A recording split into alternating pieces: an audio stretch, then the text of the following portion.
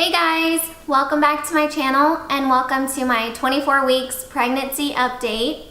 Today, according to the Bump app, the baby is the size of a cantaloupe and should weigh about 1.5 pounds. So in today's update, I'm gonna go over some of my newer symptoms with you guys and talk a little bit about that, and then also talk to you guys about the fact that I had another ultrasound and doctor's appointment this past week. And if you can't tell from the title or the thumbnail of this video, I did take the glucose test, so I will also tell you guys a little bit about that. So if you guys are interested in those things, then go ahead and keep watching and we'll go ahead and get into it. Okay, so first things first, I'll go ahead and talk to you guys a little bit about some newer symptoms that I've been having this past week. So one of the major ones has been leg cramps. And I guess it's mostly just my calves, that in the middle of the night, I just get this like extremely bad leg calf cramp. I really don't think I get them other than at night and in my calves. So I guess there's a good thing about that. I also do kind of get like some foot cramps. So this little thing is what I've been using for my foot cramps. Like I said, I just set this on the floor and like roll my foot on top of it, and it seems to help with the foot cramps. And this is just one of those little roller balls, like I said, that you can massage your back with. And I got this, I think at like, I don't know, some kind of sporting store. Another newer symptom is that my chest, the skin on my chest has been pretty itchy. And I've noticed that I've had some like, this doesn't really have to do with it, but I guess I've noticed that I've had some like new moles forming and like just little skin tags for sure, and just like little like red dots. I don't know, I'm not sure exactly what the little tiny red dots are. I'm not really that concerned about it, I guess, but yeah, the skin on my chest has been really itchy lately for some reason, and nothing else has really been too itchy on me, I mean, besides my chest, so I'm not really sure why exactly that's happening. Another thing that I kind of mentioned to you guys in my last video is the back pain. So I explained in my last video that I was having a lot of lower back pain. Well, now it feels like it's pretty much my whole back, that at night if I wake up in the middle of the night, my back is just in a lot of pain and I have a really hard time like falling back asleep. My back just feels like it needs to be popped. And you know, I don't really know of a super safe way to do that. I mean, my husband did help me like do kind of the thing where the person puts their arms around you and they kind of lift you up a little bit and it helps to pop your back. He did do that. I mean, he was like totally against it. He was like, I don't want to do this. I feel like it's gonna hurt you, or it's gonna, it's not a good idea or something like that, but it was totally fine. I did order one of those foam roller things so that I can try and like release some of the tension in my lower back. And I do have a pregnancy pillow, and it doesn't really seem like, the way that I'm laying with it, it doesn't really feel like that's helping my back.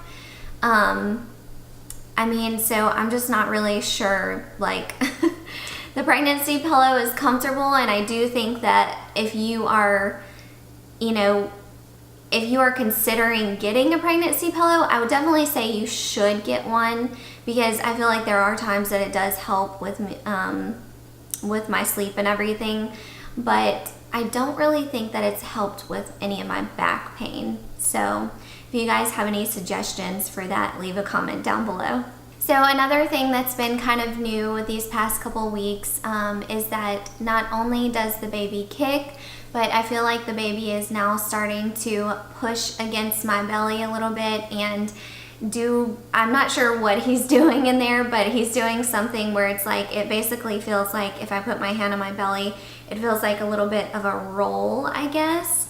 So I don't know if he's just like pushing and like sliding his hand or foot or something, but that's been really cool and like interesting to like be able to see that on my belly. So I'm really enjoying those things. So as far as symptoms and everything goes, that's really all that I have for you guys this week that was new to tell you about.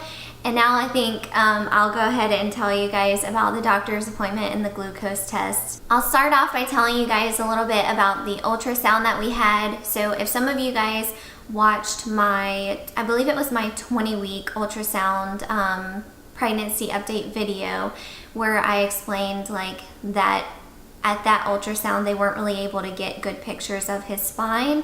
So we needed to reschedule and have them basically redo the anatomy scan so that they could get better pictures of his spine. And everything looked great. The baby, he has grown quite a bit, which I'm super excited about.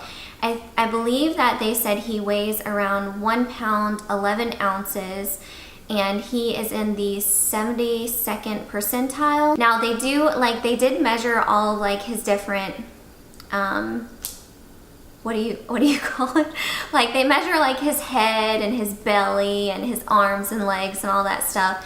And everything basically says like, it shows you on the screen like this is measuring at 26 weeks instead of 24, or this is measuring at 23 weeks. So there were a few things that were like basically, it was kind of like all over the place. So I think his head was measuring at like 26 weeks and I'm like, oh my gosh, really? So yeah, and his belly I think was like a bigger part too, but I know that he's still kind of like evening out and everything like that.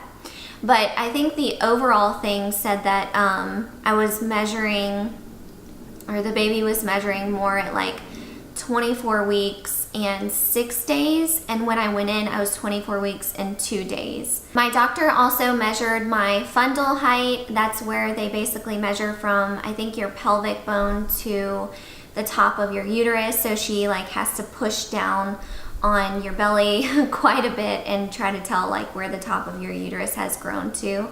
And so she said that that was measuring at 26 centimeters, and I think if I'm recalling correctly, I think that it's supposed to be within 2 centimeters of what week you're in.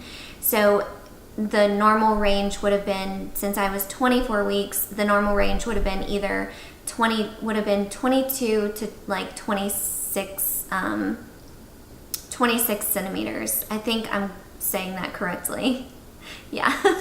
Okay, so now I will go ahead and tell you guys all about the glucose test. So I actually ended up failing the 1 hour glucose test, and my levels were elevated to, I believe it was 155, and it said the cutoff was 130.